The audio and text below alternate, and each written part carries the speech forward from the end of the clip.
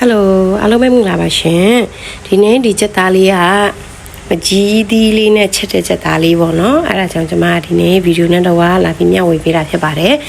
Đó rồi bảo mình bị xí li đi vào nó, tụi mà đi bị xí li đi bảo mình mà đấy. Mình cho mà rồi ý xe bị mà thà đấy chất ta vào nó đã. Đó rồi tụi đấy mà theo bộ tụi mình chỉ đi vào nó đã, thì mình chỉ đi rồi ý xe nhà bà đấy. À bây giờအခုနnếu đi đi chất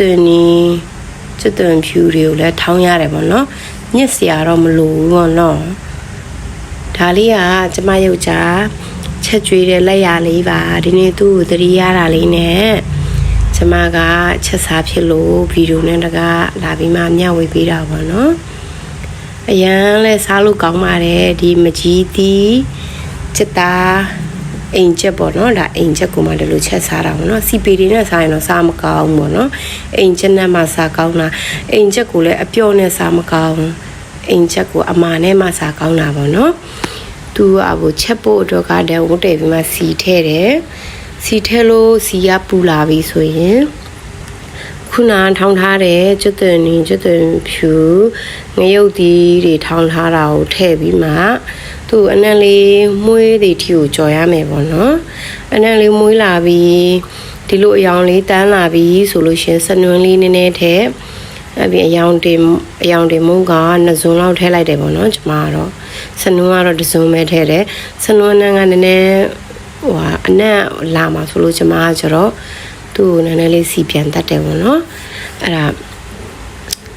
ဒီလိုမျိုးပုံစံလေးအနီတော်လေးရသွားပြီဆိုရင်ခုနချက်သားလေးကိုထည့်မယ်ခုနချက်သားလေးကိုထည့်ပြီးလို့ရှင်သူ့ကိုလည်းဟောပေါ့နော်အဲ့ဒီရဲ့မဆလာတွေနဲ့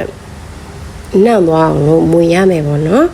ကျွန်မကျနည်းနည်းကြာလေးကြော်လိုက်တယ်သူ့ကိုကြော်လေးကျွန်မကျတော့အဲ့လိုမျိုးနည်းနည်းကြော်ပြီးမှသူ့ရဲ့ဟောပေါ့အနံ့နေအကုန်လုံးထဲထိစိတ်ဝင်သွားအောင်ကျွန်မကြော်လိုက်တယ်ကြော်လို့ပြီးသွားတာနဲ့ကျွန်မကဒီထဲမှာရေလေးထည့်လိုက်တယ်ရေထည့်ပြီးမှသူ့ကိုကျတော့အဖုံးလေးဖုံးပြီးမှချက်လိုက်တယ်ဒီချက်သားကကျတော့ကျွန်မကျတော့ချက်ရင်ကျမလေးကြိုက်တယ်ဟိုပျော့သွားရင်ကျသိစားတာအဆင်မပြေဘူးပေါ့နော်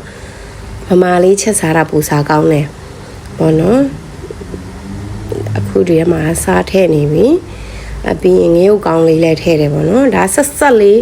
ချင်းဆက်လေးမှပူစားကောင်းတာပေါ့နော်ဒါမကြီးသီးအမဲပေါ့နော်ဒါမကြီးရီထည့်နေတာစမကူက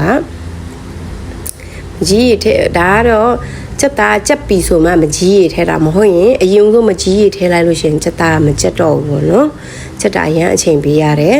အပြင်နန်းပင်အုပ်ပြီးမှဒါကျမရဲ့ချက်သားချက်သွားပြီပေါ့နော်ကျမချက်သားချက်သွားပြီဆိုတော့ကျမကဘူး gas တွေပိတ်လိုက်ပြီးမှ ready ဖြစ်သွားပြီဒါကျမချက်သားရ ready ဖြစ်သွားပြီပေါ့နော်ဒီလိုပုံစံလေးကိုလည်းချက်စားကြည့်ပါအောင်လို့ကျမပြောလိုက်ပါတယ်အရသာရှိတယ် thank you so much